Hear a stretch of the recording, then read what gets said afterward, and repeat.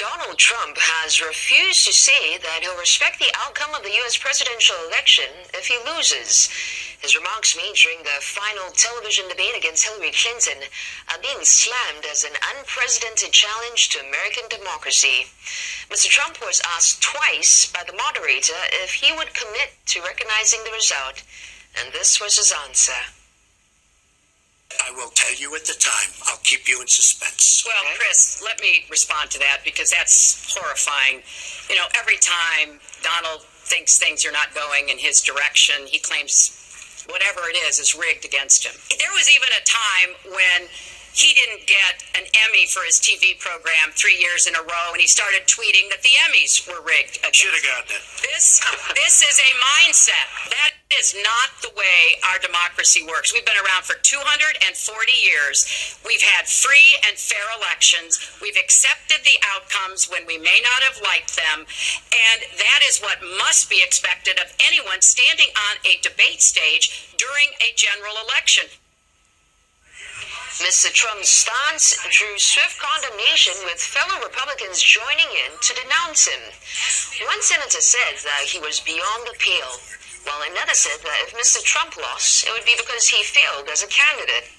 Mr. Trump's running mate weighed in with this. When I said Japan...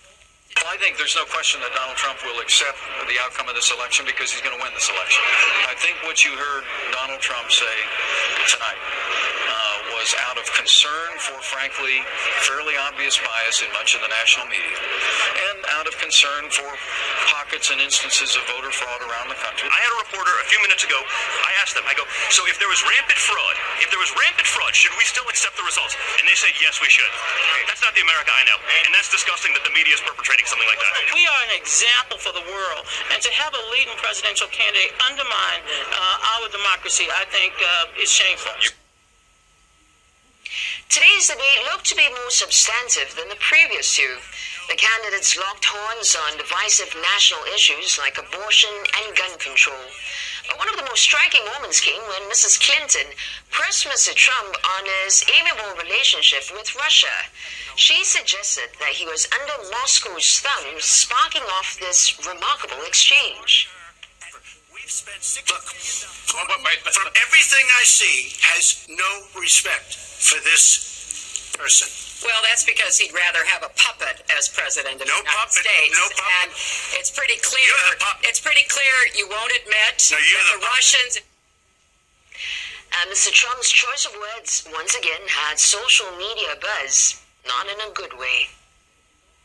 We have some bad hombres here, and we're going to get them out. What we want to do is to replenish the Social Security Trust Fund by making sure... The hashtags #BadHombre and #NastyWoman started trending soon after, with many slamming him for what they perceived as sexist and anti-Mexican remarks. Mr. Trump has already struggled to garner support from Hispanics and women after inflammatory remarks about Mexican illegal immigrants and a slew of allegations accusing him of sexual misconduct. Well, the end of the debate mirrored the start, with both candidates refusing to shake hands.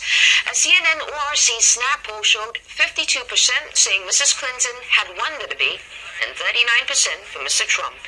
Mr. Trump had come into this trailing nationally and in key states. It's less than 3 weeks to Election Day on the 8th of November.